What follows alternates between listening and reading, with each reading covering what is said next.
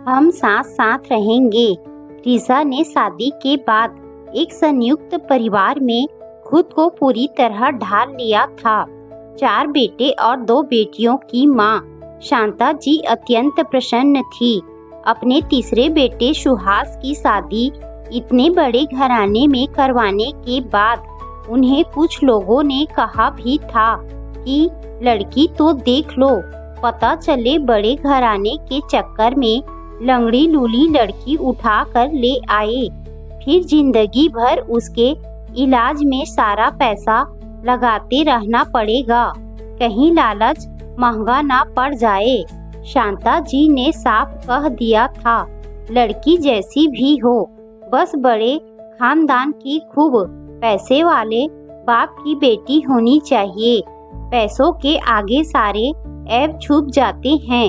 ये बात उन्होंने उन लोगों का मुंह बंद करने के लिए ही कही थी जो उसे अपने बेटे सुहास की शादी रीसा से नहीं होने देना चाहते थे, बल्कि वो तो खुद चाहते थे कि बड़े घर की बेटी उनके घर की बहू बने।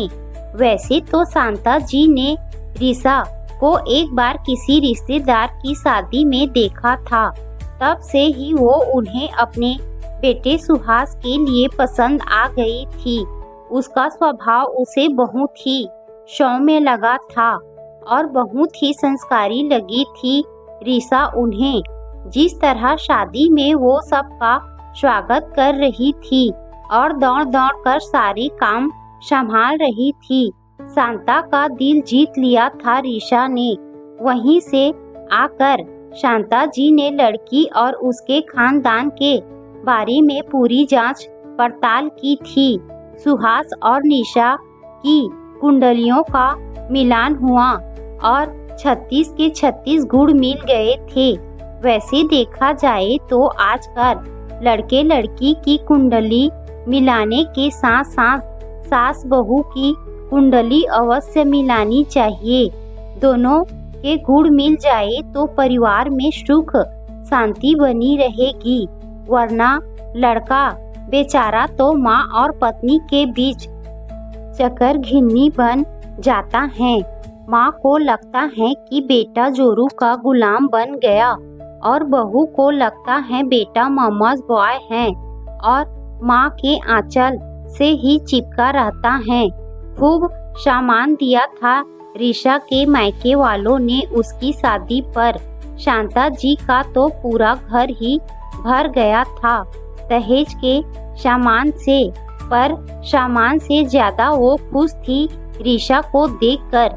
रीसा का रंग सांवला था और वो साधारण नए नक्श वाली वो एक साधारण सी लड़की थी।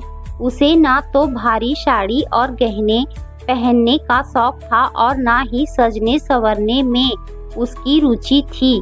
जो भी कोई शांता के घर आता नई बहू को देखने के लिए यही कहता, कैसी बहू ले आई है शांता अपने बेटे के लिए।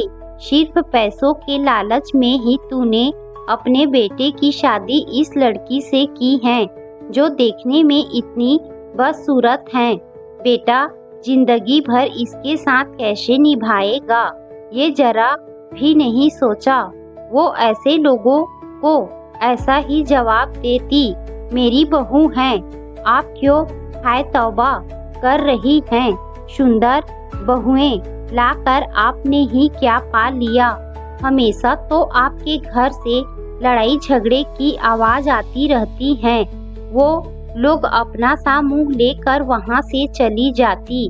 रीसा रूपमती और सुंदर तो नहीं थी, पर गुणवती और पढ़ी लिखी लड़की थी। अगर चाहती तो वो भी महंगे ब्यूटी प्रोडक्ट इस्तेमाल करके अपने रंग रूप को निखार सकती थी, पर उसे तो अपने गुणों को निखारने से ही समय नहीं मिलता था। वो हमेशा कुछ नया सीखने की कोशिश करती और ज्ञान प्राप्त करने के लिए किताबें पढ़ा करती। घमंड तो उसमें रत्ती मात्र नहीं था कि वो बड़े घर की बेटी हैं, उसके पिता करोड़पति हैं, उनका अपना सोने चांदी का व्यवसाय है। अपने पिता की इकलौती संतान है वो। सूती साड़ी और सिर पर आंचल रखे घर का सारा काम बड़ी निपुणता से निपटाती। सबकी पसंद का खाना बनाती। सासू माँ के पैरों में तेल लगाती। उनके बाल बांधती। सारे घर के कपड़े धोना, सुखाना और प्रेस करना सब बहुत ही खुशी से करती। काम करते वक्त भी हमेशा उसके चेहरे पर प्रसन्नता छाए रहती। रात को सबके खाने के बाद रसोई समेट कर ही सोने जाती। सुहास अक्सर उसके से कहता, ऋषा तुम थोड़ा आराम भी कर लिया करो, दिन भर काम करती रहती हो, इस तरह तो बीमार पड़ जाओगी। कहो तो एक काम वाली के लिए बात करता हूँ।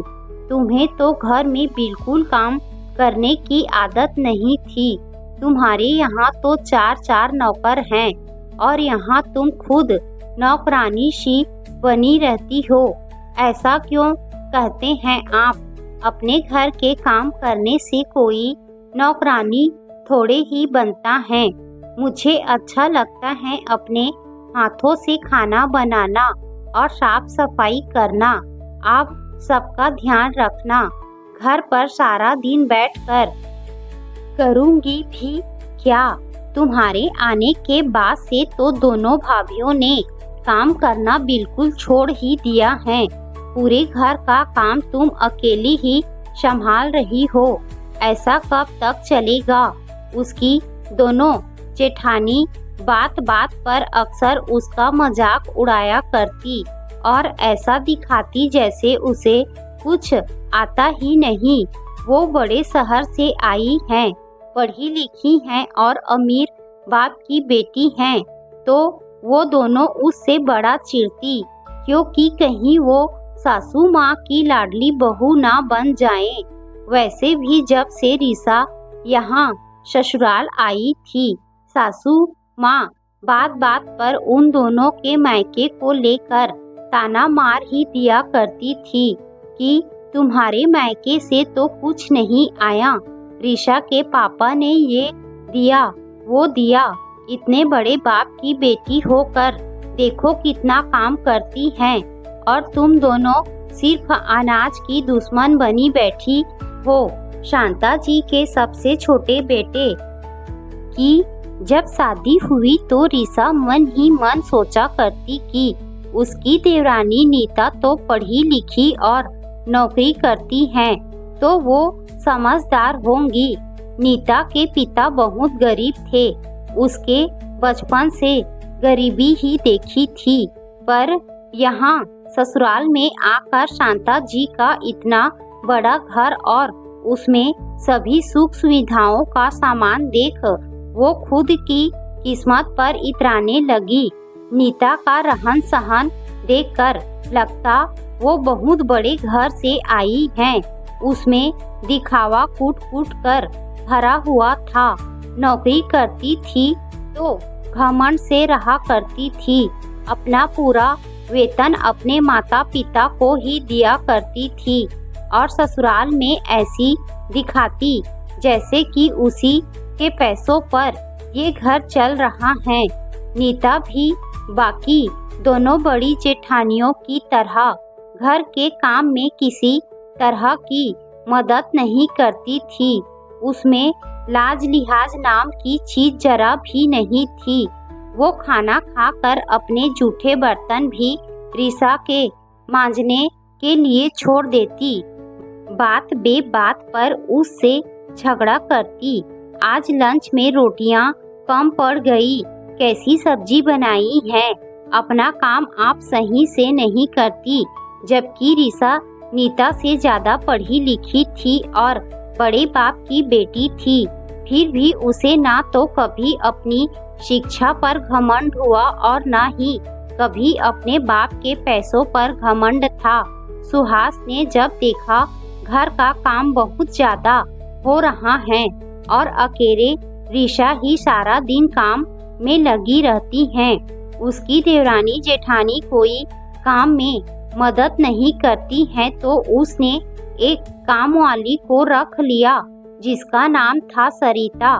अब तीनों सरिता से सिर्फ अपने काम करवाती और ना तो उसे झाड़ू पोछा बर्तन करने देती, बस उसके साथ बैठकर भी रीशा की ही चुगलियां करती। शांता जी को भी अब यह सब अखरने लगा था। वह रीशा को समझाती, बहू तुम्हारे शांत स्वभाव के कारण ही तुम्हारी देवरानी जेठानी ने तुम्हारी ऐसी हालत कर रखी है।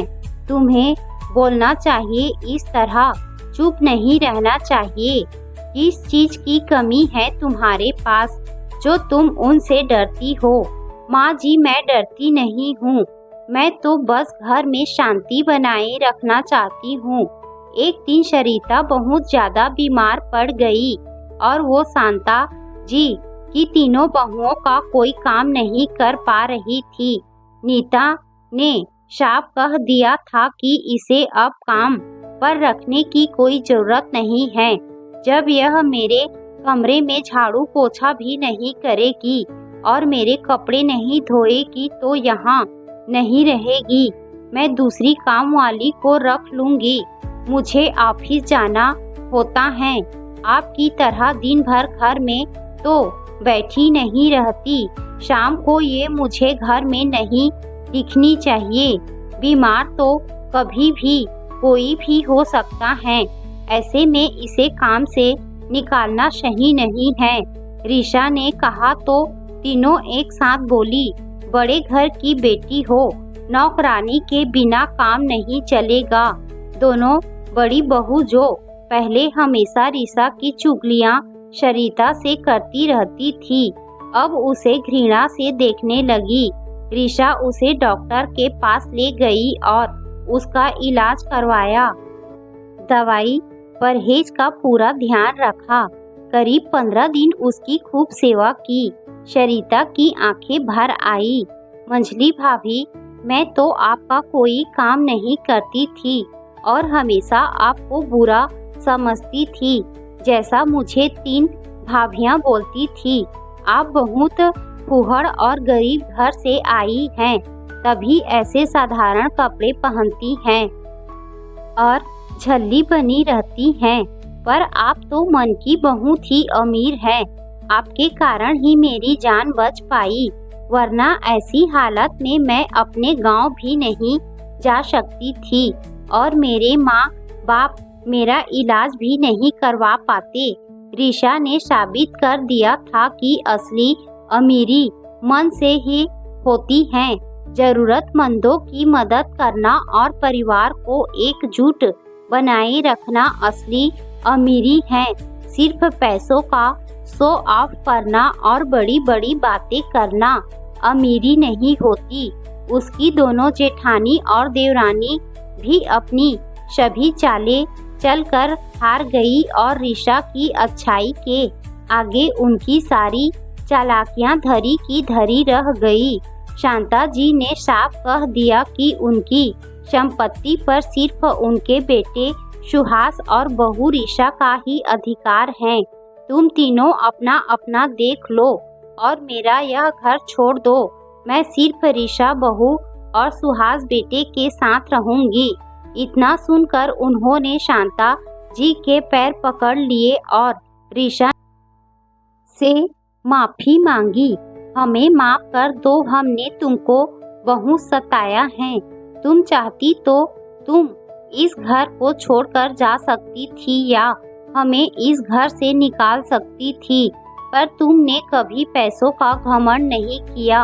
हमारी ही मती मारी गई थी जो हम तुम्हारे साथ इतना बुरा व्यवहार करते थे। दीदी, आपको अपनी गलती का एहसास हुआ, यही बहुत बड़ी बात है। हम सब एक साथ मिलकर ही रहेंगे।